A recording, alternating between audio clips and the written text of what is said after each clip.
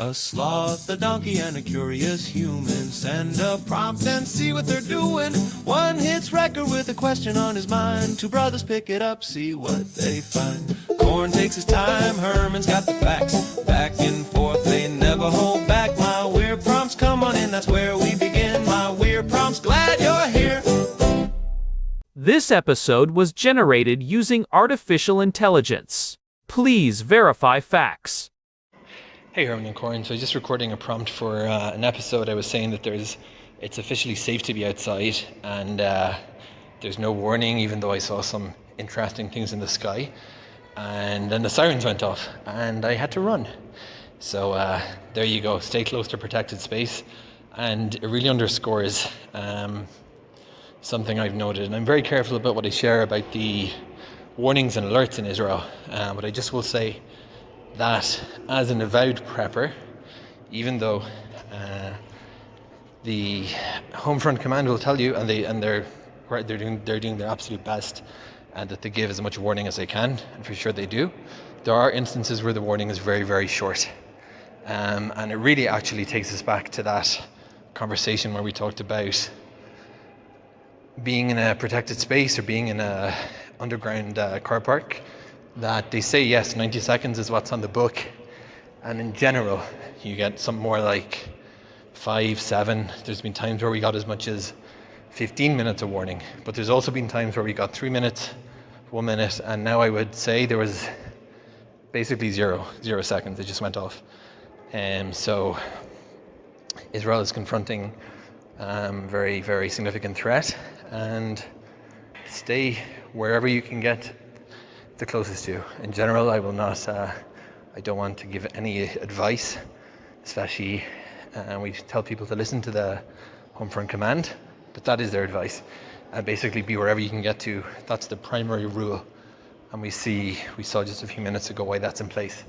So Herman and Corin, take 2 is regarding the last episode about what the hypothetical preparations for the joint US-Israeli military action against Iran might have looked like. I think was one of the greatest episodes we've recorded.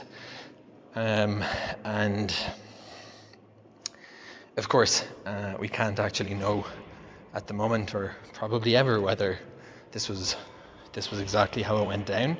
But based on everything I've read, heard, nuggets I've gleaned, pretty much spot on.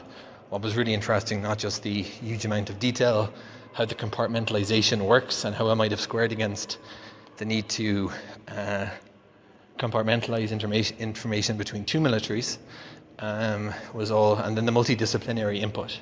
One thing that did really surprise me in that episode was you mentioned the concept of red teaming. We've talked before how about many field I've much more experience with than military matters is cybersecurity, and so many terms, whether DMZ, there's countless examples that come from the military thinking, and unsurprisingly Israel has very strong capabilities in cybersecurity and military, so maybe that explains in part the kind of flow of terminology and culture. But I wasn't aware that red teaming, which is something for sure is a big thing in cybersecurity, and we've talked about how AI can even be involved in red teaming. Never knew that that's something militaries would actually do. And I found that aspect of the podcast fascinating, that you'd have in a Department of Defense and the people inside the organization whose job it is to pick flaws in the plan. And I have to say, every time I've thought about red teaming in certain contexts, I keep thinking it's such a brilliant idea. Whenever we're close to plan, whether it's our life plan, our financial plan, our retirement plan, we're so close to it and we're so wedded to how it's gonna work out, that it's hard to get that perspective. You know the old saying that man plans and God laughs. But that aside, I think there's tremendous value in this concept of having a synthetic adversary in the room. So I'd love to learn a bit more, Herman and Corin, about how this works in practice for those like me who are not working in a military, and whoever might be responsible. And I'd also like to invite you to think about how that might be, how this concept of red teaming might actually be extrapolated to other situations. And finally, part 3, we've talked about red teaming in military planning, we've talked about it in cyber. What other areas of life do we do this in? Because I've often thought one of the use cases for AI that I think is potentially really interesting is kind of planning scenarios for geopolitics. And we mentioned that a lot of the value in the red teaming for the military is forcing the planners to think about every contingency, everything that might go wrong. And as much as that I'm sure is a pain in the backside sometimes, it's very important, and it really blends with our discussions of redundancy and resilience. So Herman and Corn, I'd love to chat a bit more about that in this episode of My Word Prompts, brought to you again from the depth of a car park under Jerusalem. So, Herman, I was thinking about the concept of being wrong. Not just accidentally wrong, or being corrected by a colleague, but the deliberate structural idea of building a system where being wrong is actually the goal for one specific group of people. It is a bit counterintuitive, isn't it? Most organizations spend millions of dollars trying to be right, yet the most resilient ones seem to pay people specifically to prove them wrong. Herman Poppleberry here, and Corn, that is the perfect way to frame it. You are talking about institutionalized dissent. It is a fascinating area of organizational theory, and it is exactly what Daniel was asking us about in his prompt today. Daniel is a longtime listener, and he wants to dig deep into the world of red teaming. He is interested in how it works in the military, but more importantly, how those principles can be exported to other parts of life, business, personal planning, and even how artificial intelligence might be the thing that finally supercharges the whole process. It is a timely topic, especially considering the context Daniel mentioned in his message. He told us he was actually recording his thoughts from a car park in Jerusalem while sirens were going off in the distance. That is a visceral, heavy reminder of why these systems of defense and planning are so critical. When the stakes are literally life and death, you cannot afford to have a plan that has not been punched in the face a few dozen times before it is implemented. It makes our usual talk about tech stacks and productivity apps feel a bit light, doesn't it? It really does. And red teaming is essentially the art of punching your own plan in the face. It is a structured process where you designate a group, the red team, to play the role of an adversary. Their job is not to be helpful in the traditional sense. Their job is to find the holes, exploit the weaknesses, and challenge every single assumption the blue team, the planners, has made. It is about breaking the happy path, thinking that leads to catastrophe. I think most people hear the term and immediately think of cybersecurity. You know, the white hat hackers for hire trying to break into a bank's network to show them where the firewall is weak. But, as Daniel pointed out, the roots are much deeper and more physical than that. Can we start with the military side of things? How does a massive hierarchical organization like a national army actually integrate a group of people whose sole job is to tell the generals they are being stupid? That seems to go against the very nature of a chain of command. It is incredibly difficult because it goes against every grain of military culture, which is usually built on discipline, unity, and following orders. But the history of red teaming really took off after some catastrophic failures of imagination. If you look at the Israeli context, which is very relevant to Daniel's situation, they have a legendary unit called the Department of Control, often referred to as the Devil's Advocate Unit, or Ipcha Mistabra in Aramaic, which means the opposite is true. I have read about them. They were formed after the Yom Kippur War in 1973, right? That was a massive intelligence failure for Israel. Precisely. Before that war, the Israeli military intelligence had what they called the concept, or ha-conceptia. It was a fixed idea that Egypt and Syria would not attack unless certain very specific conditions were met, conditions that the Israeli analysts believed were years away. They were so convinced they were right that they ignored mounting evidence to the contrary, troop movements, diplomatic signals, even direct warnings. The result was a devastating surprise attack on the holiest day of the Jewish calendar. After the war, the Agranat Commission realized they needed a unit that was structurally independent. Their mandate is to provide an alternative assessment. If the main intelligence branch says there is a low probability of war, the devil's advocate unit is literally required to write a report explaining why there might be a high probability of war. They are protected from the normal hierarchy so they can speak truth to power without fearing for their careers. That is fascinating. It is not just about being a critic, it is about formalizing the counter-argument. It reminds me of the old saying that if everyone is thinking alike, then somebody isn't thinking. But how do you prevent that from just becoming a checkbox exercise? You know, the general says, "Okay, the red team did their little report, we checked the box, now let us get back to the real plan." That is the eternal struggle of red teaming. To be effective, the red team needs three things: independence, resources, and access. If they report to the person whose plan they are criticizing, they are dead in the water. They usually have to report 1 or 2 levels higher. In the United States military, after the wars in Iraq and Afghanistan, they really leaned into this with the University of Foreign Military and Cultural Studies at Fort Leavenworth, often called Red Teaming University. They teach officers how to use structured analytical techniques to challenge their own thinking. They realize that in complex, wicked problems like counterinsurgency, the biggest threat isn't the enemy's bullets, it is the commander's own cognitive biases. What kind of techniques are we talking about here? Give me a concrete example that a listener could use tomorrow.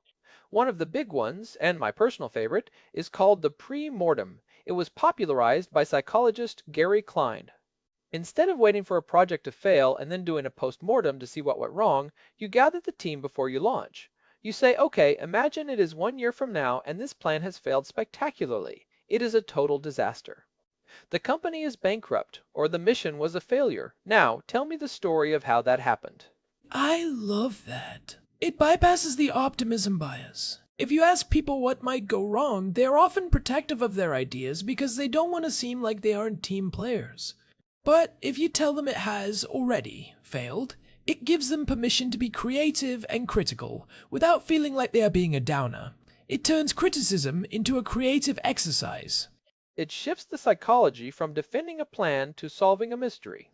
Other techniques include things like alternative futures analysis, where you force yourself to develop at least 3 or 4 plausible ways a situation could evolve rather than just the most likely one. Or red hat analysis, where you try to think exactly like your specific adversary, not how you think they should act, but how their culture, their history, and their specific constraints would actually make them act. It is about stepping out of your own mirror imaging where you assume the enemy thinks just like you do. This seems like it would be incredibly valuable in business, especially in highly competitive or volatile industries. We see it in cybersecurity, as we mentioned, but where else is this being used effectively? Are there companies that have a department of no?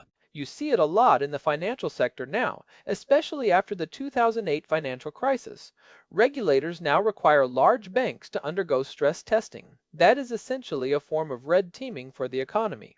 They create these extreme, adverse scenarios, like unemployment hitting 12% while housing prices drop by 30% and interest rates spike, and they force the banks to prove they could survive it.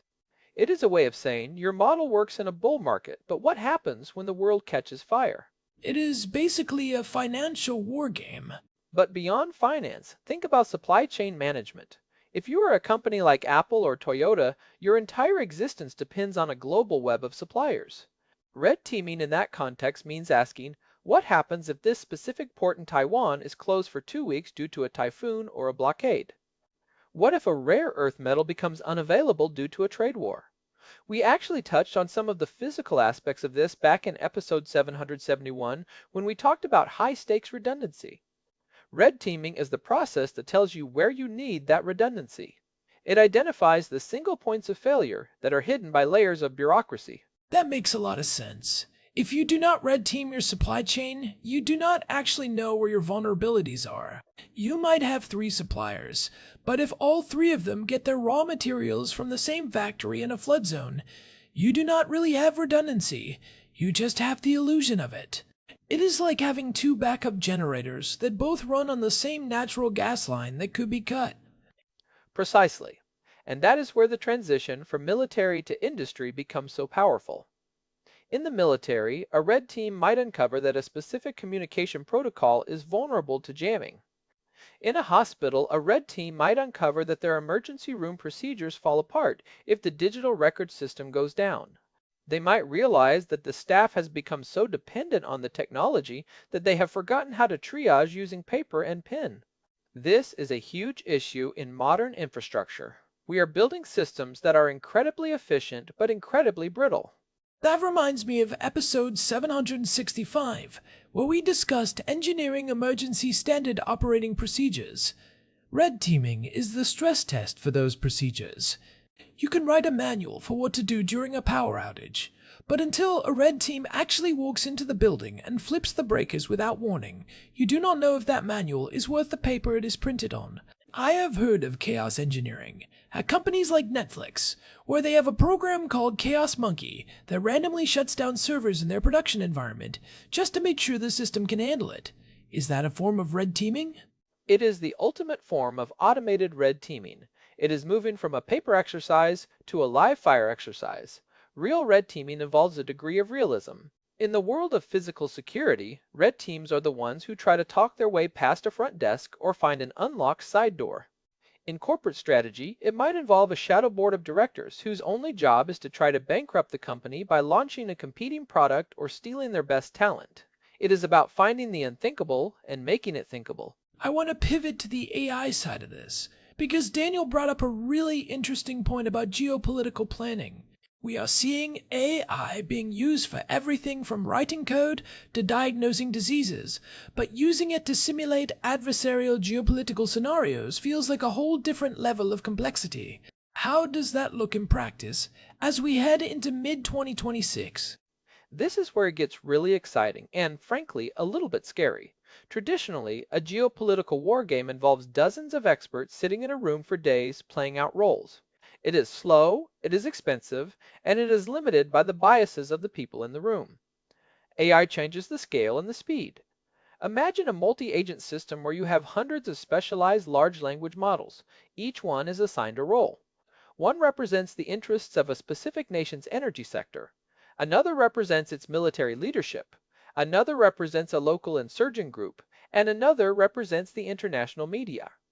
So you're basically building a digital twin of a geopolitical crisis. And because these models can process information and make decisions in seconds, you can run 10,000 simulations of the same crisis. You can tweak one variable, like the price of oil, the outcome of a local election, or a specific cyber attack, and see how it ripples through the entire system. This is essentially red teaming at the speed of silicon. The AI can find edge cases and black swan events that a human team might never consider because they seem too improbable or because they are too painful to contemplate. But is the AI actually good at the adversarial part? I mean, we know that code models can sometimes be a bit agreeable or prone to hallucinations. How do you make an AI a truly effective red teamer? If I ask an AI to find a flaw in my plan, it might just say, "Your plan looks great, Corn." You have to specifically tune them for it.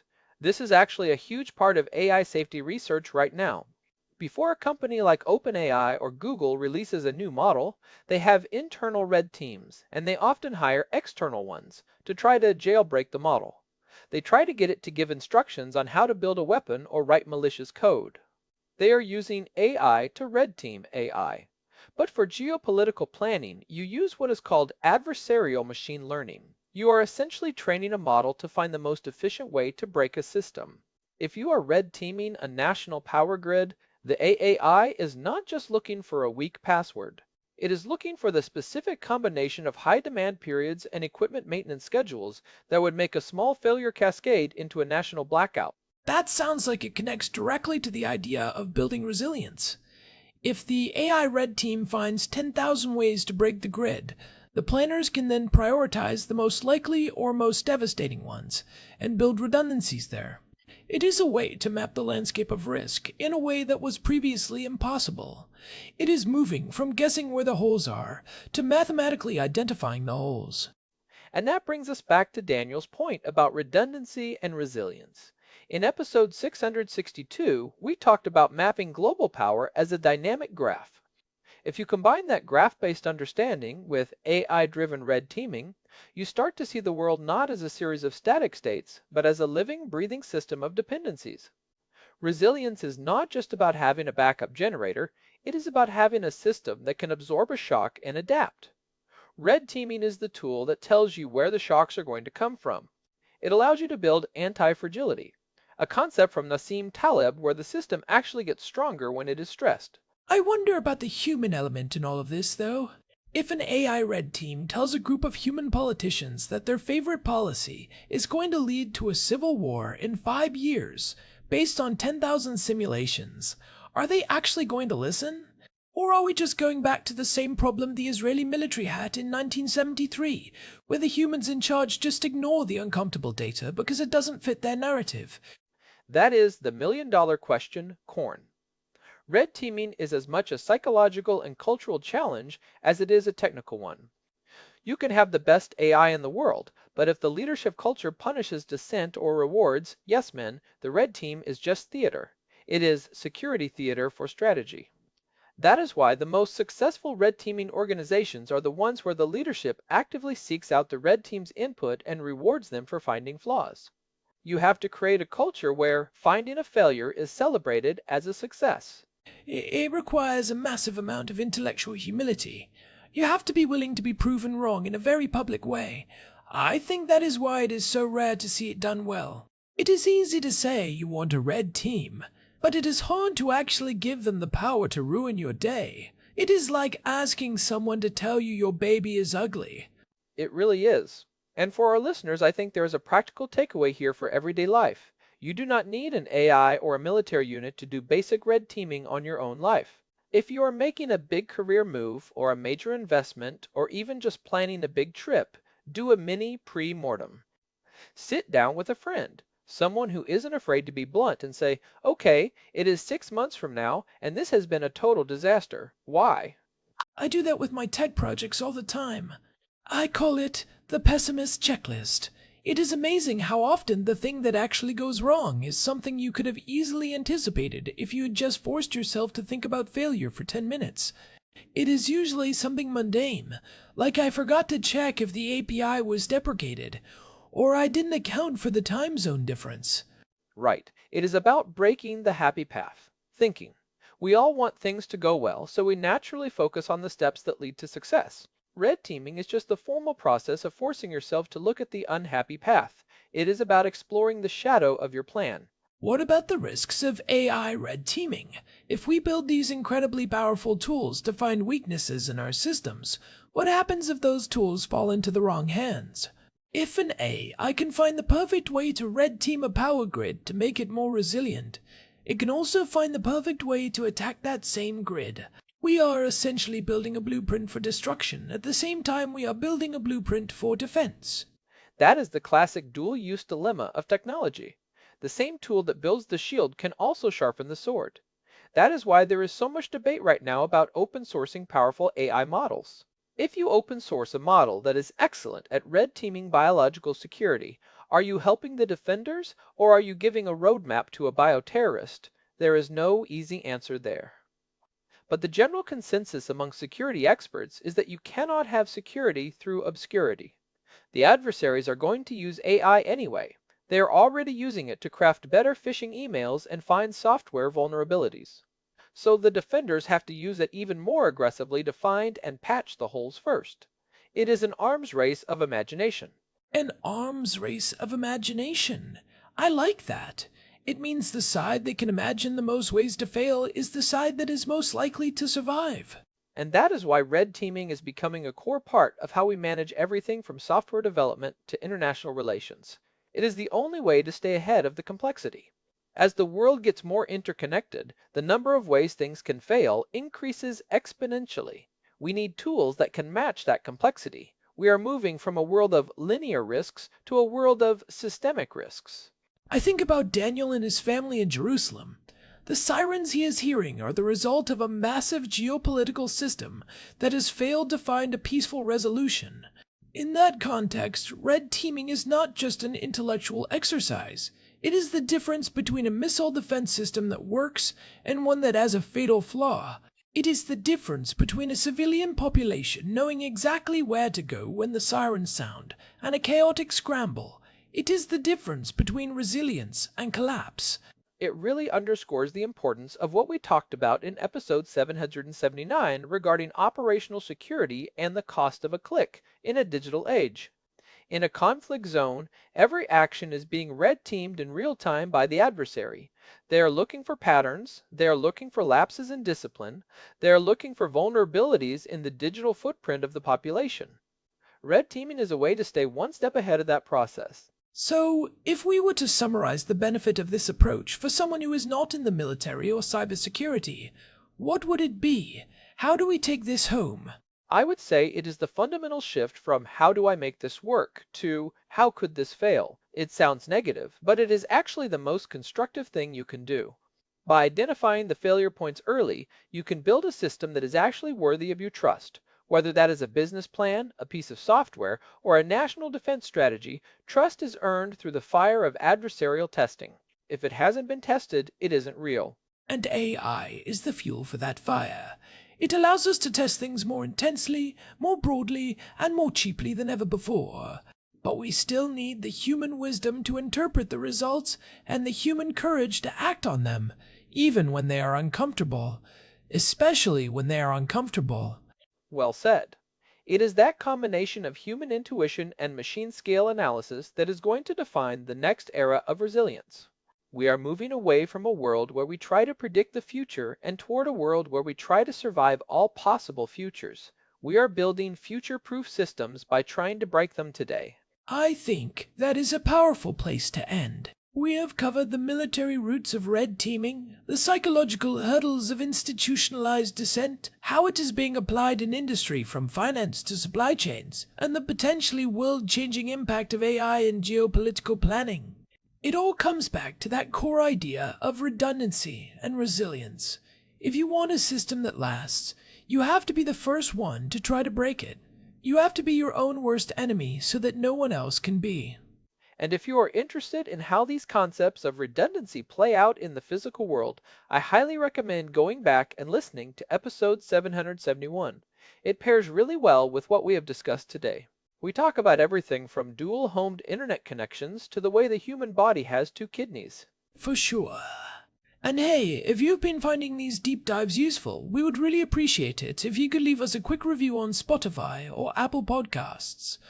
It genuinely helps the show reach more people who are interested in these kinds of weird prompts. We are trying to grow this community of constructive skeptics. It really does. You can find all of our past episodes, including the ones we mentioned today, at myweirdprompts.com.